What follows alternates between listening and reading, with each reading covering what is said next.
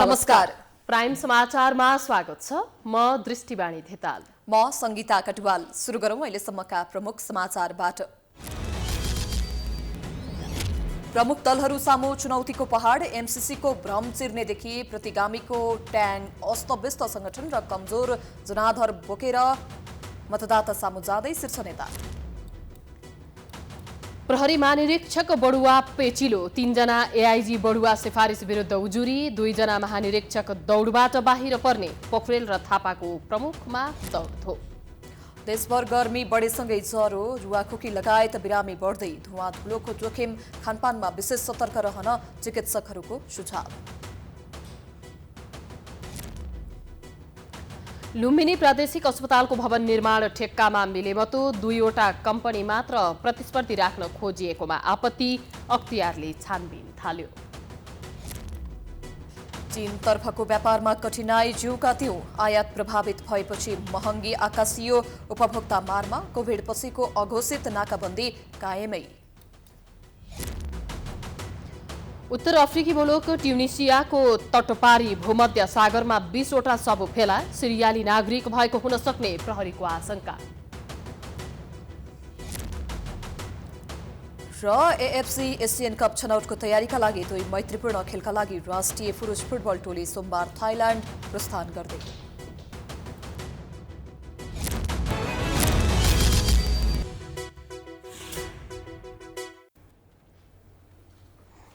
अब समाचार विस्तारमा। प्रमुख दलहरू चुनावी मैदानमा होमिएका छन्। सरकारको नेतृत्व गरेको दल नेपाली कांग्रेस पनि वामपन्थी विभाजित भएको अवस्थामा आत्मविश्वासका साथ चुनावी मैदानमा जाँदैछ। तर नागरिक स्तरमा एमसीसी विरोधी जनमत रहेको र त्यो चिर्न भने कांग्रेसका लागि चुनौती ठानिएको छ। एक रिपोर्ट। कांग्रेसका कतिपय नेताहरूले वामपन्थी दल छिन्न भिन्न भएको अवस्थामा उत्साहका साथ चुनावमा जान लागेको बताउँदै आएका छन्। तत्कालीन नेकपाले पाएको स्पष्ट बहुमतको सदुपयोग गर्न नसकेको भनी अब कांग्रेसले देश चलाएर देखाउने दायित्व आउन लागेको दाबी गर्छ। तर 4 दल मिलेर बनेको सरकार चुनावसम्म लैजान गठबन्धन गर्नुपर्ने बाध्यता पनि कांग्रेससँग छ। सत्तारूढ गठबन्धन बीच तालमेल गर्ने कि नगर्ने भन्नेमा कांग्रेस आफै स्पष्ट भने छैन। गुट उपगुटमा विभक्त कांग्रेसलाई आन्तरिक गुट व्यवस्थापन नै समस्याको रूपमा देखा परेको छ। सत्तामा पुगेको 1 वर्षमा के गर्यो कांग्रेसले भन्ने जवाफ दिनुपर्ने बाध्यता पनि कांग्रेससँग छ। महँगी आकाशिएको बेलामा त्यसतर्फ ध्यान दिन नसक्नु, महँगी नियन्त्रणका लागि अनुगमन गर्नुपर्ने उद्योग वाणिज्य तथा आपूर्ति मन्त्रालय मन्त्रीविहीन हुनु, अर्थतन्त्र खस्किँदो स्थितिमा पुग्नु जस्ता प्रश्नको जवाफ पनि कांग्रेसले दिनुपर्नेछ। कांग्रेसका लागि सबैभन्दा महँगो प्रश्न ठानिएको छ एमसीसी बारेको भ्रम चिर्नु। एमसीसी राष्ट्रघाती भनेर सडकमा नारा लाग्दा पनि एक्लो बृहस्पति जस्तो बनेको कांग्रेस वकालतमा थियो भने उसकै प्रयत्नमा संसदबाट एमसीसी पारित भयो। यो कुरा गम्भीरतापूर्वक बुझे पनि कांग्रेस नेताहरू औपचारिक टिप्पणी गर्दा भने एमसीसी चुनौती नरहेको बताउँछन्। मतदाता जहाँ कुनै जिज्ञासा उठाउँछन् त्यसलाई हामी स्पष्ट गर्छौँ। अब जिज्ञासा त्यो पक्षलाई पनि गर्लान् जसले भ्रम सिर्जना गरिरहेका थिए, जो भ्रममा थिए, उहाँहरू पनि स्पष्ट हुनुभएको छ। उहाँले पनि स्पष्ट गराउनुहुन्छ आफ्नो मतदाताहरूलाई, आफ्नो कार्यकर्ताहरूलाई। तर नेपाली कांग्रेस केन्द्रीय कार्यालयले एमसीसी अनुदान सहायता सम्झौता, भ्रम र यथार्थ भनी 1 लाखभन्दा बढी पुस्तिका प्रकाशन गरेर गाउँ गाउँमा वितरण गरिसकेको छ। थप 2 लाख पुस्तिका छाप्ने प्रक्रियामा रहेको पनि कांग्रेसले जनाएको छ। यसबाट पनि कांग्रेसले एमसीसी मुद्दालाई कति गम्भीरतापूर्वक लिएको छ भन्ने कुरा प्रष्ट हुन्छ। सबैभन्दा ठूलो एवं प्रमुख प्रतिपक्षी दल नेकपा एमाले अहिले विभाजित छ। 2074 सालमा 3 तहकै निर्वाचनमा शानदार विजय हासिल गरेको एमाले विभाजनकै कारण समस्यामा छ। स्पष्ट बहुमत जोगाउन नसकेको र संसद विघटन गर्दा प्रतिगामी कदम चालेको आरोप खेप्दै एमाले चुनावी मैदानमा जाँदैछ। एक रिपोर्ट। 2074 सालमा नेकपा माओवादीसँग चुनावी तालमेल गरेको र चुनावपछि पार्टी एकीकरण गरेको एमाले अहिले तत्कालीन नेकपा विघटन भएपछि 3 टुक्रा भएको छ, जसमध्ये एक हिस्सा एमाले, अर्को हिस्सा माओवादी र अर्को हिस्सा नेकपा एकीकृत समाजवादी भएको छ। तर नेकपा एमाले भने यसलाई पार्टी विभाजन मान्न तयार छैन। केही नेताहरूले पार्टी छाडेर गएकाले उनीहरूसँग ठूलो जनमत नगएको एमाले नेताहरूको बुझाइ छ। उसो भए फुटको असर चुनावमा देखिँदैन त? नेता भानुभक्त ढकालका अनुसार अलिकति असर पर्छ, तर नयाँ व्यक्तिहरूको पार्टी प्रवेशले त्यसको क्षतिपूर्ति गर्नेछ। धेरै थोरै त एउटा मान्छे स्वतन्त्रै भएर उठ्यो भने पनि त केही न केही त भइहाल्छ। कुनै क्लबै बनायो भने पनि नयाँ क्लब, नयाँ धर्मकै बारेमा प्रचार गर्नु पर्यो भने पनि त एउटा नेटवर्क जस्तो देखिन्छ। तर त्यो कति निर्णायक हुन्छ, कति सार्थक हुन्छ, के प्रयोजनका लागि? जस्तै एमालेको भन्दा राम्रो गर्नका लागि हो भनेको भए तपाईँले भनेको अलि आकर्षण केही गर्छ कि भ्रम पर्छ कि भने कामै उहाँहरूको के हो भन्दा जित्छु भन्ने होइन नि। एमालेलाई हराउन सकिन्छ कि भनेर जितेर गर्छु भन्ने कुरामा अहिले 21औं शताब्दीका जनताले बुझ्दैनन् र यो कुरो बुझिहाल्नुहुन्छ। एमाले दुई पटक सार्वभौम संसद विघटन गरेको थियो, जसलाई प्रतिगमनको संज्ञा दिँदै अहिलेको सत्ता गठबन्धन बन्यो। एमाले जनादेश विपरीत प्रतिगमन किन गरेको भन्ने प्रश्नको चित्त बुझ्दो जवाफ दिनुपर्नेछ। त्यसैले प्रतिगमनको दाग हटाउनु पनि एमालेका लागि चुनौती बनेको छ। त्यसमाथि अहिलेको सत्ता गठबन्धन चुनावी तालमेलमा गयो भने एमालेका लागि अझै चुनौती थपिने निश्चित छ। स्थानीय तहको निर्वाचनमा सबैभन्दा धेरै समस्यामा नेकपा माओवादी केन्द्र देखिएको छ। माओवादीलाई गठबन्धनको विषय र एमसीसीको कारण पार्टीमा देखिएको मतभेद मुख्य चुनौती बनेको छ। एक रिपोर्ट। माओवादी नेतृत्व स्थानीय तहको निर्वाचनमा कांग्रेससँग गठबन्धन चाहन्छ, तर यो विषयमा कांग्रेसमा एकमत छैन। देउवाले गठबन्धनको निर्णय केन्द्रीय समितिबाट पारित गराउने आश्वासन दिएका छन्, तर कांग्रेसले निर्णय भने गरिसकेको छैन। चुनावी तालमेलको विषयमा कांग्रेस अन्तिम टुङ्गोमा नपुगिसकेको कारण माओवादी पर्ख र हेरको अवस्थामा छ। तर कांग्रेसलाई पर्खिनुका अतिरिक्त माओवादीले कांग्रेस बाहेकका अन्य 4 दलसित तालमेलको तयारी समेत समानान्तर ढंगले अघि बढाएको छ। साथै एमसीसीको कारण पार्टीमा आएको अन्तर्विरोध पनि सम्पूर्ण रूपमा अझै साम्य भइसकेको छैन। नारायण काजी श्रेष्ठलाई छेउैमा राखेर प्रचण्ड व्याख्यात्मक घोषणासहित एमसीसी पारित हुनुलाई उपलब्धिको रूपमा व्याख्या गरिरहेका हुन्छन्, तर श्रेष्ठ समूहका नेताहरू अझै पनि एमसीसी बारे फरक मत राख्छन्। पार्टीमा भएको समझदारी बमोजिम उनीहरू कडा विरोध गर्दैनन्, तर एमसीसी विरोधी आन्दोलनले पार्टीप्रति बढेको जनसमर्थन घटेको उनीहरूको बुझाइ छ। अब चुनौतीमा हामीसँग एजेन्डा छन्। अहिले निर्वाचनका निम्ति एजेन्डाहरू प्रशस्त मात्रा छन्। अलिकति एमसीसी सम्बन्धी प्रश्नले जुन ढङ्गले हामीले एमसीसीको बारेमा जनमत सृष्टि गरेका थियौँ, त्यो अनुमोदनमा गइसके पछाडि त्यसले अलिकति कन्फ्युजन पारेको छ। त्यो चाहिँ सत्य हो। एमाले र कांग्रेसको तुलनामा माओवादी केन्द्रको जनाधार कमजोर रहेको अनुमान गरिन्छ, तर माओवादी केन्द्र भने त्यो मान्न तयार छैन। भर्खरै सम्पन्न 8औं राष्ट्रिय महाधिवेशनमा पार्टी नेतृत्वले सांस्कृतिक क्रान्ति र सम्पूर्ण पार्टी पंक्तिलाई उत्पादन प्रणालीसँग जोड्ने प्रतिबद्धता गरेको थियो, जुन कुरा केवल कुरामा मात्र सीमित भयो, काममा पटक्कै देखिएन। कार्यकर्ता पंक्तिलाई यसको चित्त बुझ्दो उत्तर दिनु पनि माओवादीका लागि अर्को चुनौती छ। चुनाव नजिकै गर्दा दलका शीर्ष नेताहरू तल्लो स्तरमा उत्रिएर टिक्का टिप्पणी गरिरहेका छन्। उनीहरू आफ्नो चुनावी एजेन्डा जनतालाई बताउनु भन्दा पनि एक अर्का नेताप्रति संवेगपूर्ण रोष प्रकट गरेर आफूलाई महान देखाउन खोजिरहेका छन्। एक रिपोर्ट। दलका शीर्ष नेताहरू यति बेला चुनावी दौडामा छन्। आइतबार पोखरा पुगेका नेकपा माओवादी केन्द्रका अध्यक्ष पुष्पकमल दाहाल प्रचण्डले माओवादी अरू दलसँग तालमेलका लागि भन्दा पनि तालमेल गर्न अरू दलले माओवादी खोज्दै आउनुपर्ने अवस्था रहेको जिकिर गरे। उनको अभिव्यक्ति नेपाली कांग्रेसका संस्थापन इतर समूहका नेताहरूको अभिव्यक्तिप्रति लक्षित थियो, जो वर्ष गठबन्धन नहोस् भन्ने चाहन्छन्। नेपाली कांग्रेसका उपसभापति धनराज गुरुङले केही समय अघि विराटनगरमा आयोजित कार्यक्रममा माओवादी केन्द्र र नेकपा एकीकृत समाजवादी हात्तीको कानमा बस्न आएको चमेरो भन्ने अभिव्यक्ति दिएका थिए। त्यस अभिव्यक्तिप्रति प्रचण्डको आक्रोश यस्तो थियो। जुन स्थिति छ, मैले भनेको यदि नेपाली कांग्रेसले हामीलाई चाहिँ अहिले केही नेताले भन्छन् नि कहाँ हुन् कि कहाँ हुन् अरे, एकजना गुरुङजी छन् नि अब त्यो के अरे हात्तीको उसमा चमेरा के भन्ने छ नि एउटा यस्तै भाषा क्या बरु सुन्नै गाह्रो हुने भाषा बोल्ने तिनलाई भने हो त्यस्तालाई त्यसै गर्छन् भने त हामीले विकल्प खोज्नुपर्ने बाध्यता आउँछ। गठबन्धन दलहरू बीचको तालमेल बारे प्राइम टाइम्स टेलिभिजनसँगै उपसभापति गुरुङले माओवादीलाई कहिले कङ्ग्रेस र कहिले एमाले दिएको मोही नभई आफै गाई पालेर दुध खाना भन्दै व्यङ्ग्य गरेका थिए। अत्याधिक निर्वाचनहरू समयमा गर्दै देशलाई जिताउने कुरा गर्नुपर्छ, देशले जित्ने कुरा गर्नुपर्छ। पार्टीगत स्वार्थ र दलगत स्वार्थ अनि व्यक्तिगत स्वार्थलाई बोकेर मुलुकलाई हार्ने दिशातर्फ लैजानु हुँदैन।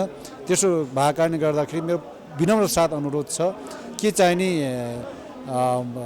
कहिले काङ्ग्रेससँग मोही माग्न आउने अथवा कहिले एमालेसँग मोही माग्न जान्छु भनेर धम्की दिनुभन्दा गाई पालेर दुधै खाने आँट गर्नुहोस् भने पनि मेरो अनुरोध छ। अब हेरौँ पहिला एउटै पार्टीमा रहेका नेकपा एमाले अध्यक्ष केपी शर्मा ओली र झलनाथ खनाललाई।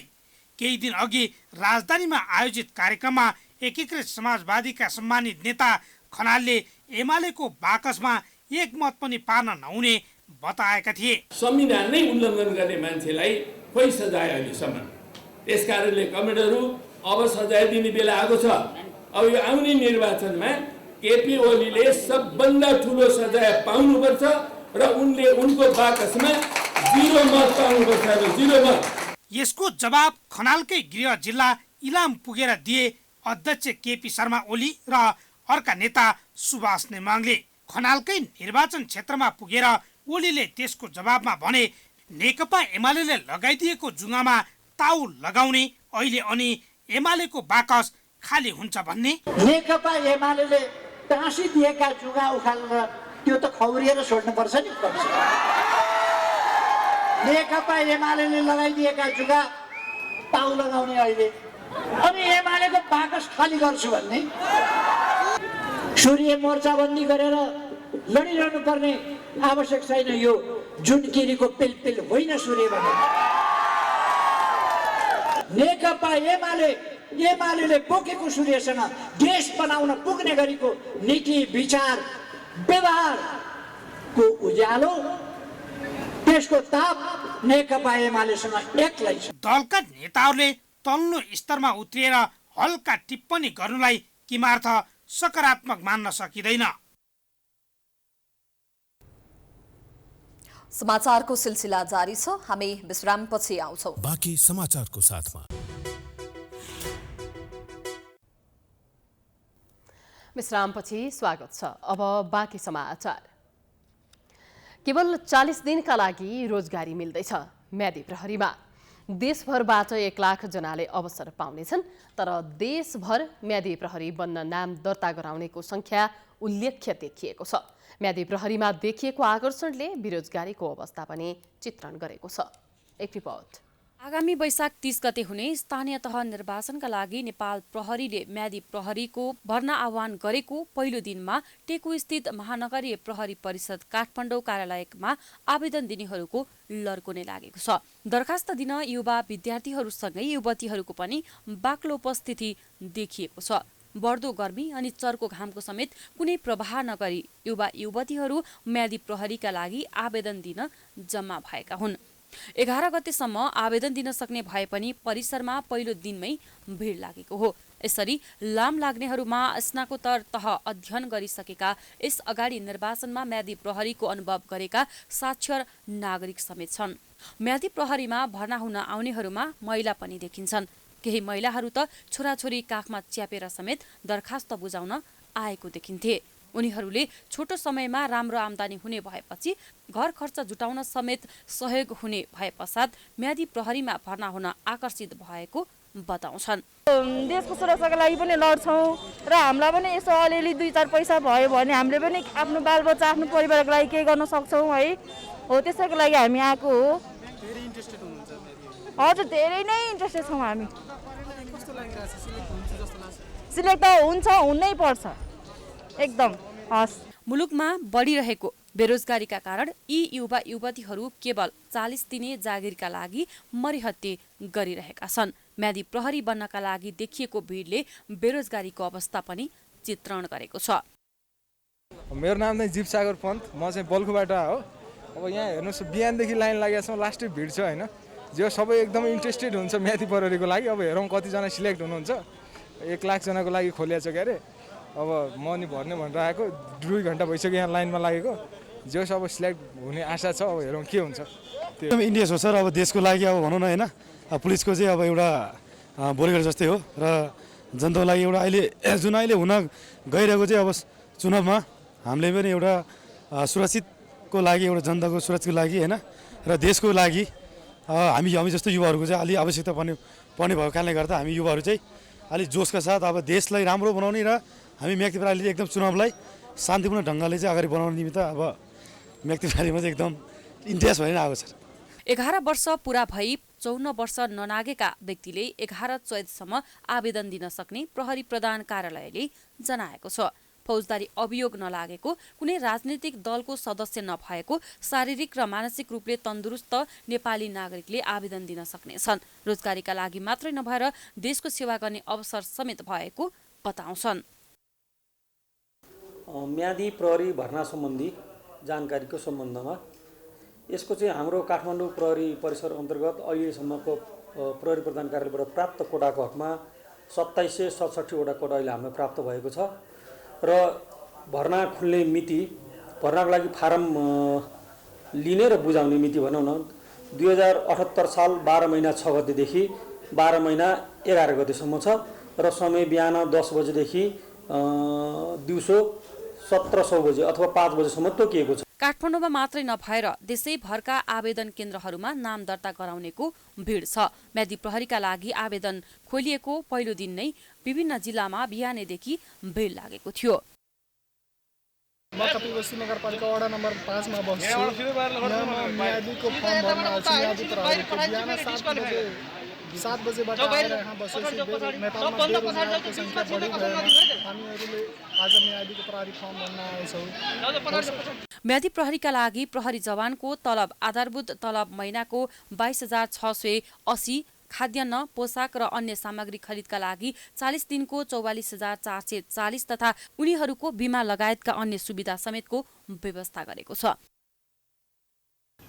र यो म्यादी प्रहरी भर्ना भइसकेपछि यो अनुभव पक्कै पनि उहाँलाई पछि भविष्यमा प्रहरीमै भर्ना हुँदाको अवस्थामा पनि अहिले रेफरेन्सको रूपमा लिन सक्छौँ। हामीहरू एकचोटि म्यादी प्रहरीमा भर्ना भएर अनुभव लिइसकेकोलाई पछि विशेष ग्राहकता दिन सक्ने अवस्था पनि आउन सक्छ।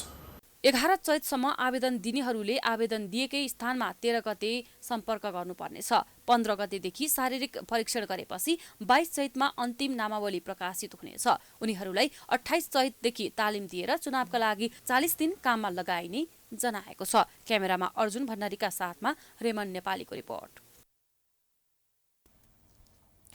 नेपाल प्रहरीको सर्वोच्च पद प्रहरी महानिरीक्षक बन्ने बेला सधैँ जसो राजनीतिक दाउपेच हुने गर्छ।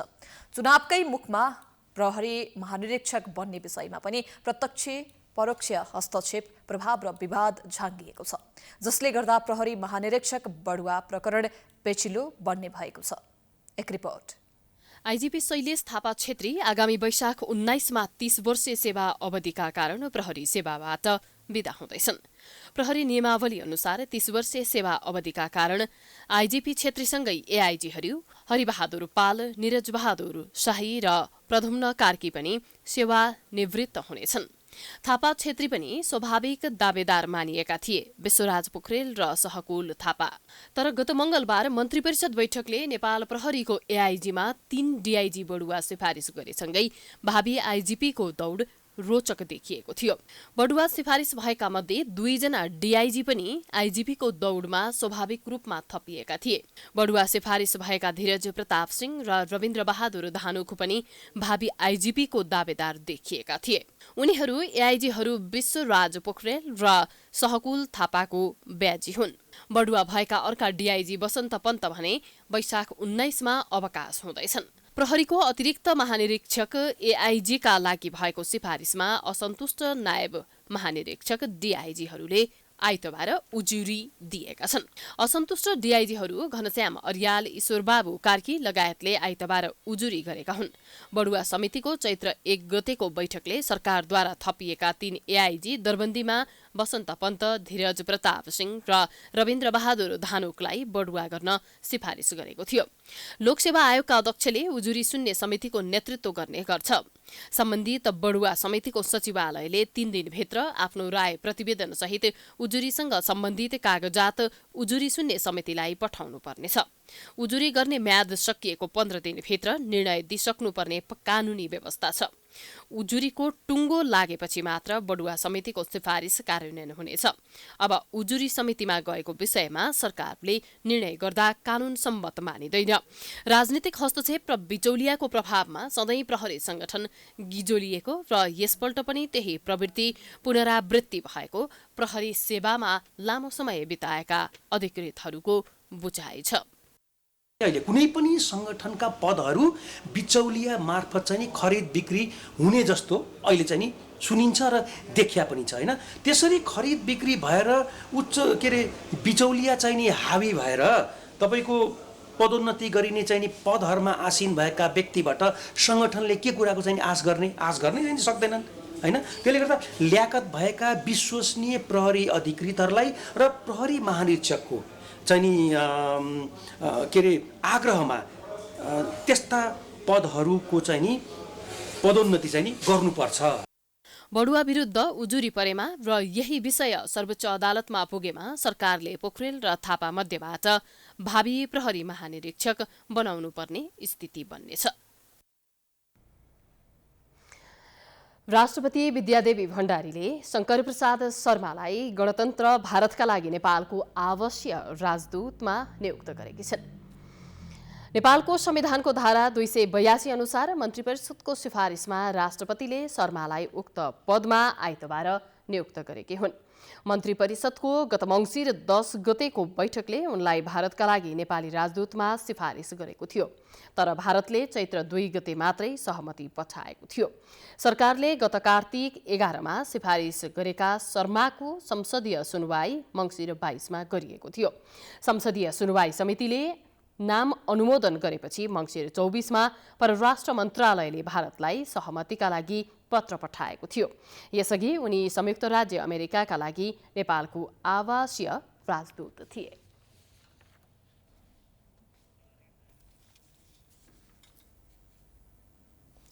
संविधानको धारा 42 को प्रावधान कार्यान्वयन गर्न माग गर्दै सर्वोच्च अदालतमा रिट परेको छ।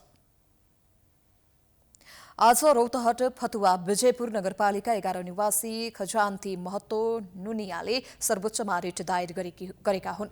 अल्पसंख्यक तथा पिछडा वर्गको वर्गमा पर्ने जाति तथा त्यस जाति लगायत सबै लक्षित वर्गलाई आरक्षण सुरक्षित गर्ने सम्बन्धमा धारा 42 मा भएको व्यवस्था कार्यान्वयन गर्ने सन्दर्भमा कानून बनाउन माग गर्दै प्रधानमन्त्री तथा मन्त्री परिषद कार्यालय विरुद्ध रिट दायर गरेका हुन्।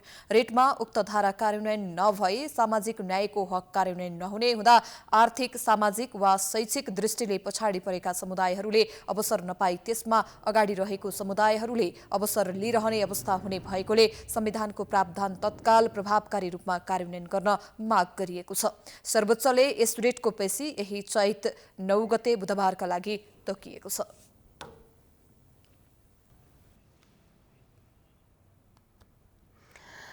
देशैभरि गर्मी बढिरहेको छ। धुलो धुवाका कारण यसै पनि सर्वसाधारणलाई शास्ति त छँदैछ। गर्मी बढेसँगै झाडा पखाला, आउँ, टाइफाइड, मलेरिया, कालाजार, डेङ्गु, हेपाटाइटिस लगायतका बिरामी बढ्ने गर्छन्। सामान्य रुगाखोकीदेखि गर्मी मौसममा जाडोको मौसममा भन्दा धेरै किसिमका इन्फ्लुएन्जा भाइरलले सताउने गर्छ। यस्तो बेलामा स्वास्थ्यमा धेरै सचेत हुनुपर्ने सुझाव चिकित्सकहरूले दिएका छन्। एक रिपोर्ट। काठमाडौँ उपत्यकाको शनिबार बेलुकाको अधिकतम तापक्रम 31 डिग्री भन्दा बढी मापन गरिएको थियो। त्यसैगरी नेपालगञ्ज, भैरहवा, विराटनगर, धरान, जनकपुर लगायतका जिल्लामा तापक्रम 36 डिग्री सेल्सियस भन्दा माथि पुगिसकेको छ।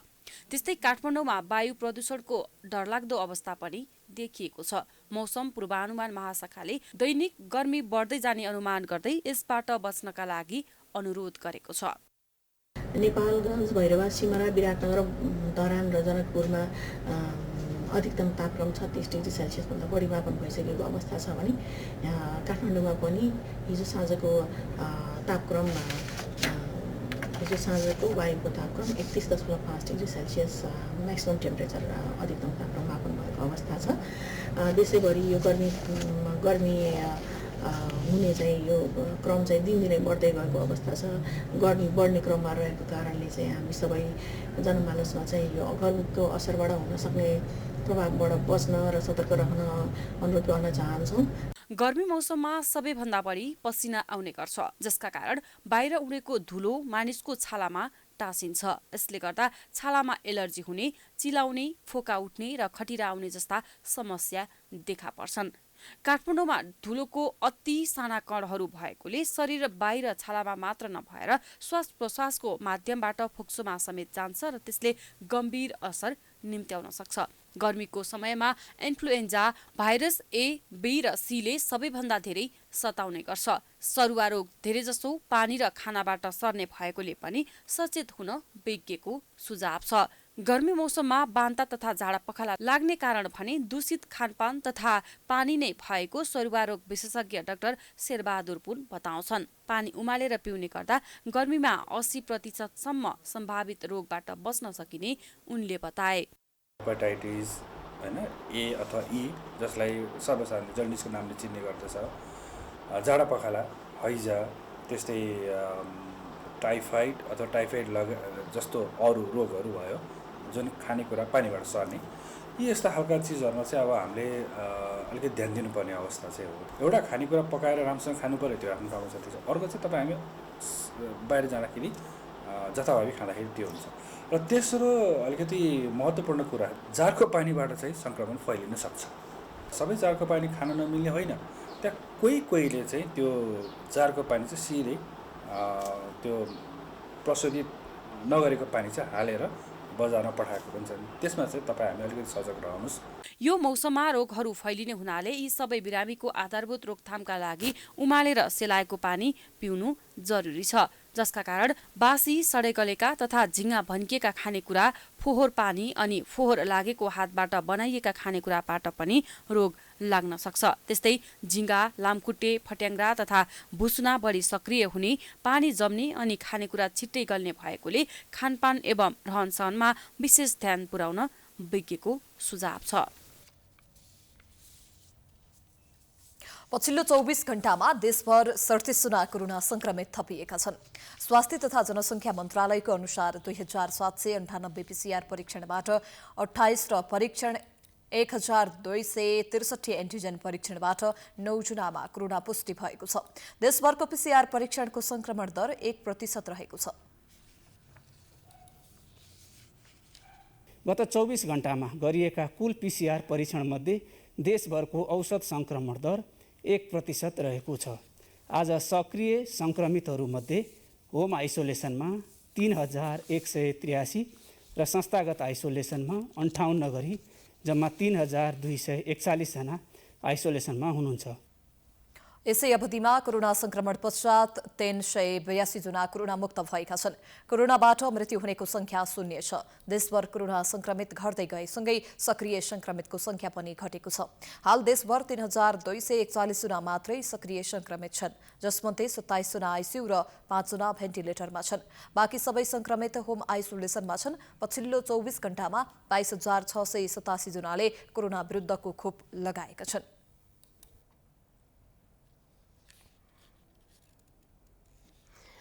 कांग्रेसको भातृ संगठन नेवी संघले तदर्थ समिति गठन गर्न माग गर्दै कांग्रेसको केन्द्रीय कार्यालय सानेपामा प्रदर्शन गरेको छ। सबै उमेर समूहका विद्यार्थीको प्रतिनिधित्व हुने गरी विधान बमोजिम तदर्थ समिति गठन गर्नुपर्ने माग गर्दै उनीहरूले प्रदर्शन गरेका हुन्।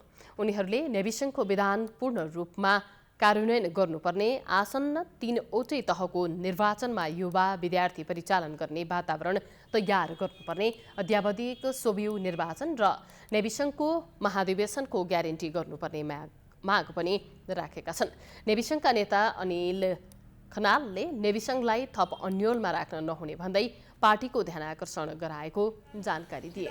पूर्ण कार्यान्वयन गरियोस्, सबै उमेरका विद्यार्थी सबै उमेर समूहका विद्यार्थीहरूको प्रतिनिधित्व हुने गरी विधान बमोजिमले तदर्थ समिति गठन गरियोस्। आसन्न तीनै तहको निर्वाचनमा युवा विद्यार्थी परिचालन गर्ने वातावरण तयार गरियोस्। प्रदर्शनपछि उनीहरूले आफ्ना मागका बारेमा पार्टी कार्यालयमा ज्ञापन पत्र समेत बुझाएका छन्। उनीहरूले उमेर हद नै लगाउने भए कांग्रेस विधानमा 60 वर्ष, तरुण दलमा 40 र नेविसङ्घमा 28 वर्ष लागू गर्न चुनौती दिएका छन्। आफूहरूका माग पूरा नभए आवरण अनसनसम्म बस्ने चेतावनी नेविसङ्घले दिएको छ।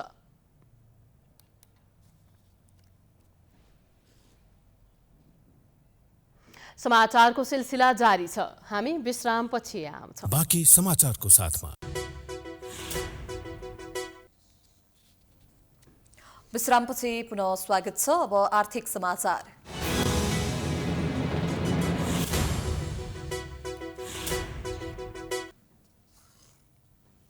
बुटवलमा लुम्बिनी प्रादेशिक अस्पतालको भवन निर्माणका लागि मिलेमत्तोमा भ्रष्टाचार हुन लागेको भन्दै व्यापक आलोचना भएको छ।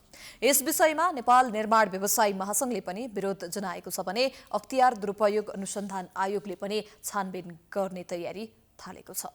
एक रिपोर्ट। प्रदेश पूर्वाधार विकास प्राधिकरणका प्रमुख कार्यकारी अधिकृत सीईओ अनन्त घिमिरेले ठेक्का आफ्नो एकल निर्णयमा आह्वान गरिएको दावी गरेका छन्। घिमिरेका अनुसार ठेक्काको स्पेसिफिकेसन र लागत अनुमान पूर्वाधार विकास समितिबाटै स्वीकृत भएको हो। समितिको अध्यक्षमा मुख्यमन्त्री कुलप्रसाद केसी आफै छन्। मापदण्डदेखि सबै निर्णय लागत अनुमानको स्वीकृत र टेन्डर गर्ने काम सञ्चालक समितिबाटै भएको घिमिरेले दावी गरेका छन्। प्रदेश पूर्वाधार विकास प्राधिकरण लुम्बिनीले करिब 5 अर्ब रुपियाँ लागतको प्रादेशिक अस्पतालको भवन निर्माणको लागि आह्वान गरेको ठेक्कामा स्पेसिफिकेसनमै सेटिङ भएको तथ्य सार्वजनिक खरिद अनुगमन कार्यालयले नै उजागर गरेको छ। ठेक्कामा सीमित कम्पनी छनौट हुने अवस्था रहेको सङ्केत गर्दै नमुना बोलपत्रको प्रावधान विपरीत ठेक्का नलगाउन कार्यालयले प्राधिकरणलाई ध्यानाकर्षण पत्र समेत काटेको छ। सेटिङमा अनियमितता गर्न खोजिएको भन्दै नेपाल निर्माण व्यवसायी महासंघले पनि आपत्ति जनाएको छ। महासंघका अध्यक्ष रवि सिंहले उक्त निर्माण प्रक्रिया ऐन र विनियमावली विपरीत भएको भन्दै आपत्ति प्रकट गरे। उनले प्राइम टेलिभिजनको जनता जान्न चाहन्छन् कार्यक्रममा कुरा गर्दै 2वटा कम्पनीलाई मात्र लक्षित गरेर टेन्डर आह्वान गर्नु नै गलत भएको बताए। लगभग 4 अर्बको टेन्डर छ। यसमा 2वटा निर्माण कम्पनीहरू रमेश शर्मा कम्पनी र रसुवा कम्पनी, यो 2टा कम्पनी मात्र क्वालिफाइड हुने गरेर यो टेन्डर निकालिएको छ। यो सरासर राज्य कोषको दुरुपयोग हो। यहाँ स्वस्थ प्रतिस्पर्धाको सम्भावना छैन। यहाँ आर्थिक चलखेल भएको छ। अध्यक्ष सिंहले यो ठेक्का प्रक्रिया नै रद्द गरेर आर्थिक चलखेल गर्नेहरूलाई कारबाही गर्नुपर्ने उल्लेख गरेका छन्। ठेक्का रद्द गर्नुपर्ने हैन, टेन्डर आवन पक्कै पनि रद्द गर्नुपर्छ। यस्तो अनियमितता हुन दिनु हुँदैन। सुशासन अख्तियारले कारबाही गर्नुपर्छ भन्छु म त। अख्तियारले पनि कारबाही गर्नुपर्छ र प्रेम राईलाई मैले भनेको छु, अख्तियार चुप लागेर बस्नु हुँदैन। मलाई के लाग्छ भन्दाखेरि यो अदालतमा पनि यो निर्माण क्षेत्रमा चाहिँ धेरैवटा चलखेल हुँदाखेरि हामी अदालतमा रिट लिएर जान्छौँ। तर उहाँहरूलाई चाहिँ अल्प ज्ञान हुने अथवा यो प्राविधिक ज्ञानको कमीले गर्दाखेरि कतिपय विकास निर्माण कामहरू रोक्न हुँदैन भनेर यसमा स्टे अर्डर नदिने र यसमा चाहिँ विस्तृत रूपमा अध्ययन नगरिकन निर्णयहरू गराउँदाखेरि धेरैवटा कामहरू चाहिँ यस्तो अनियमितता भएकोलाई प्रशय भएको छ। जेडआइइसी शर्मा रसुवा जेबीलाई मात्रै प्राविधिक मूल्याङ्कनमा पास गराउने गरी ठेक्का आह्वान भएपछि कार्यालयले प्रदेश पूर्वाधार विकास प्राधिकरणलाई पत्र काटेर टेन्डरमा तोकिएका योग्यताबारे प्रश्न उठाएको छ। प्रादेशिक अस्पताल भवन निर्माणको लागि आह्वान भएको बोलपत्रमा राखिएका विभिन्न योग्यताहरू शङ्कास्पद र नाजायज देखिएको खरिद अनुगमन कार्यालयले ठहर गरेको छ। प्रतिस्पर्धा सङ्कुचित ठेक्का रकममा हुने, प्रतिस्पर्धा नहुने र त्यसले राज्यलाई कम्तीमा 1.5 अर्ब नोक्सानी हुने निष्कर्ष कार्यालयले नै निकालेको छ। कार्यालयमा प्राप्त गुनासोको आधारमा कार्यालयले गरेको छानबिनमा उक्त ठेक्कामा 6वटा त्रुटि औल्याएको छ।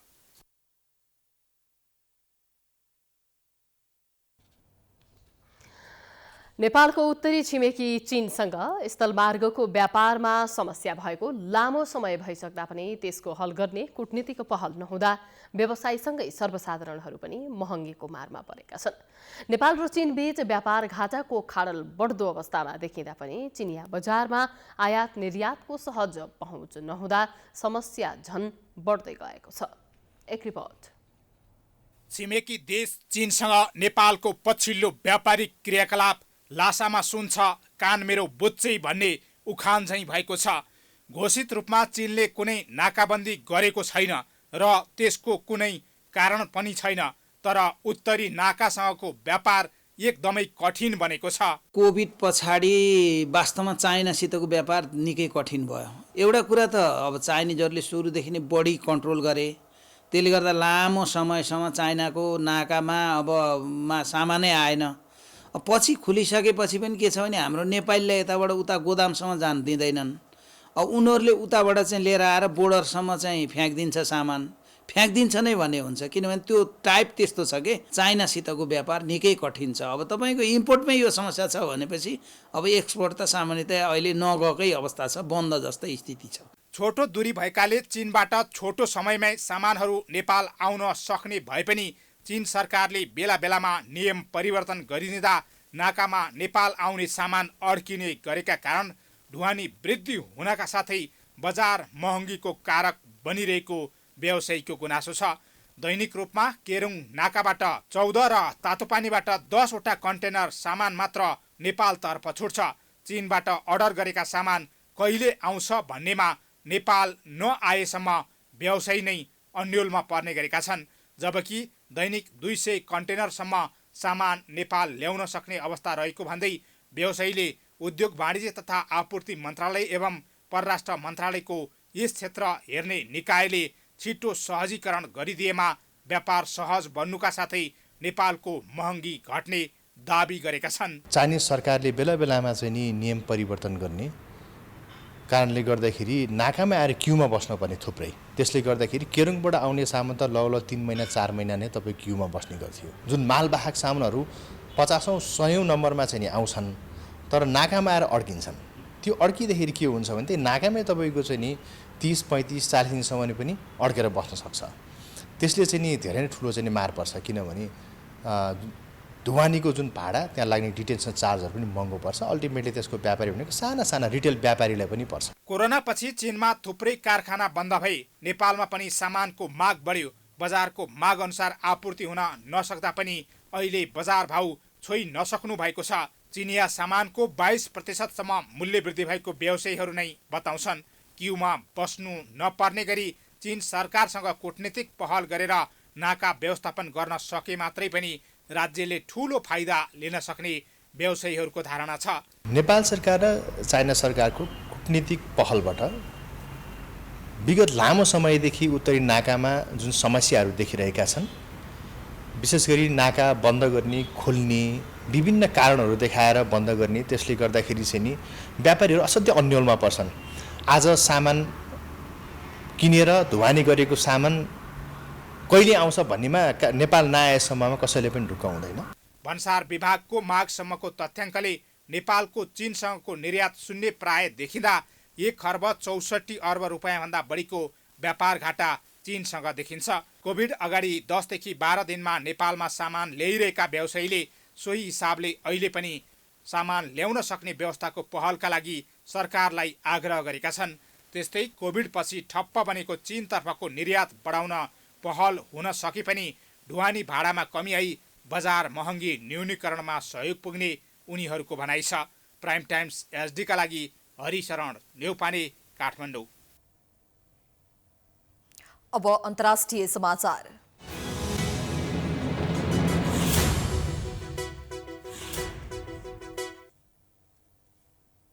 उत्तर अफ्रिकी मुलुक ट्युनिसियाको तटपारी भूमध्य सागरमा बेसब फेला परेको छ। अवैध रूपमा युरोपतर्फ जान खोज्ने आप्रवासीका ती सब उत्तर पूर्वी ट्युनिसियाको नयभोल सहर नजिक फेला परेका हुन्। शुक्रबार 12 शव फेला परेकोमा शनिबार थप 8 शव भेटिएको अन्तर्राष्ट्रिय सञ्चार माध्यमले जनाएका छन्। उनीहरू सिरियाली नागरिक हुन सक्ने आशंका छ। हाल फेला परेका शवलाई DNA परीक्षण र अन्य पहिचानका लागि स्थानीय अस्पतालतर्फ लगिएको बताइएको छ। थप शव भेटिने आशंकामा सो क्षेत्रमा खोजी कार्य पनि जारी रहेको समाचार संस्था एपीले जनाएको छ। ट्युनिसियाको तट युरोप प्रवेश गर्ने अफ्रिकी आप्रवासीका लागि कुख्यात मानिन्छ। हरेक वर्ष यस क्षेत्रमा अवैध रूपमा युरोपतर्फ जान खोज्ने सयौं आप्रवासीले ज्यान गुमाउने गरेका छन्। अन्तर्राष्ट्रिय आप्रवासन संगठन IOM का अनुसार गत वर्ष मात्रै भूमध्य सागरको सो क्षेत्रमा 1300 भन्दा धेरै आप्रवासी मारिएको वा बेपत्ता भएका थिए। अब खेलकुद समाचार।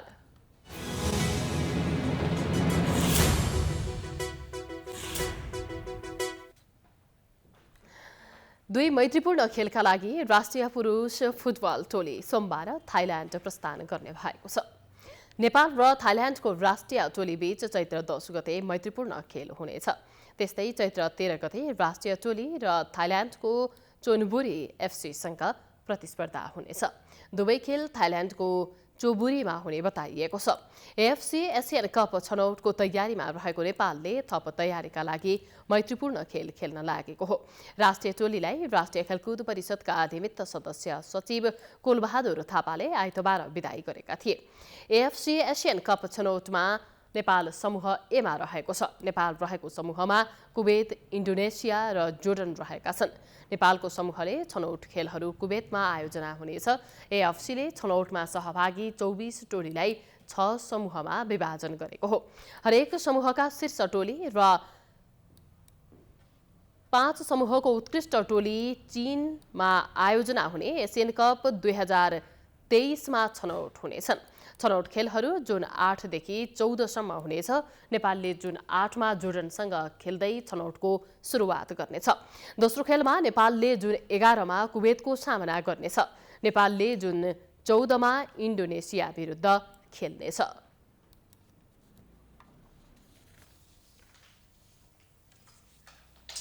नेपाल आर्मीका दिनेश बुढामगर र बागमती प्रदेशकी रुबिका खड्का जीपी कोइराला स्मृति प्रोफेसनल ITF ताइक्वान्डो च्याम्पियनसिपको च्याम्पियन बनेका छन्।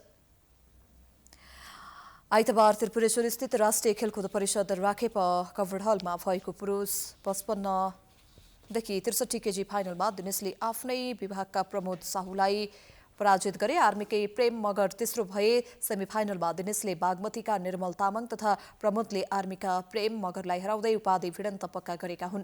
नेपाल अन्तर्राष्ट्रिय ताइक्वान्डो महासंघ NITF को सहकार्यमा गिरिजा प्रसाद कोइराला फाउन्डेसनले आयोजना गरेको प्रतियोगिताको महिला 47-55 केजी उपाधि भिडन्तमा रुबिकाले आर्मीकी हिमा खड्कालाई पाखा लगाइन्। लुम्बिनी प्रदेशकी तेरिया सापकोटाले तेस्रो स्थानमा चित्त बुझाइन्। फाइनल यात्रा तय गर्न रुबिकाले APF की सञ्चिता तामाङ तथा हिमाले लुम्बिनीकी तेरियालाई सेमिफाइनलमा पन्छाएका थिए। पुरुष महिला दुवैमा शीर्ष 3 स्थान हात पार्नेले क्रमशः 500, 300 र 200 का दरले अमेरिकी डलर पुरस्कार सहित गिफ्ट ह्याम्पर पाए। विजेतालाई खानेपानी मन्त्री उमाकान्त चौधरी, राखेपाका उपाध्यक्ष शिव कोइराला लगायतले एक कार्यक्रमका बीच पुरस्कृत गरे। 2 दिने प्रतियोगिताको पुरुष महिलामा एक प्रतिस्पर्धा भएको थियो। पुरुष महिलामा समान 27 खेलाडी सहभागी थिए।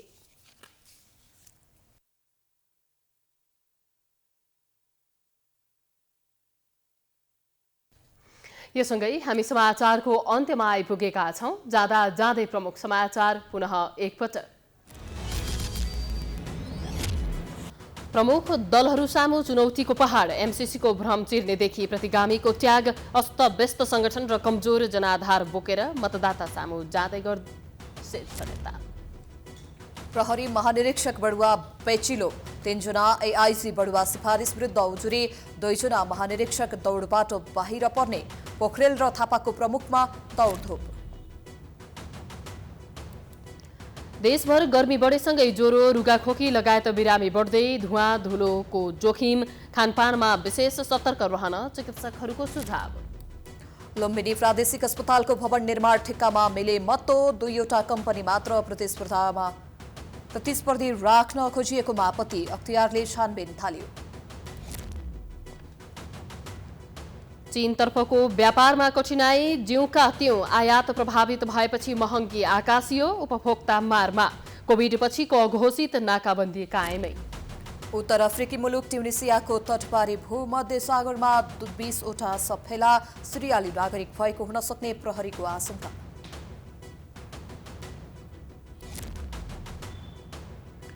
र एएफसी एसियन कप छनौटको तयारीका लागि 2 मैत्रीपूर्ण खेलका लागि राष्ट्रिय फुटबल टोली सोमबार थाइल्यान्ड प्रस्थान गर्दै।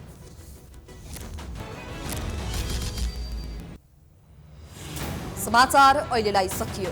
यसपछिको प्रस्तुति जनता जान्न चाहन्छन् ऋषि धमलाको साथ। हेर्दै गर्नुहोला प्राइम टाइम्स एचडी। नमस्कार।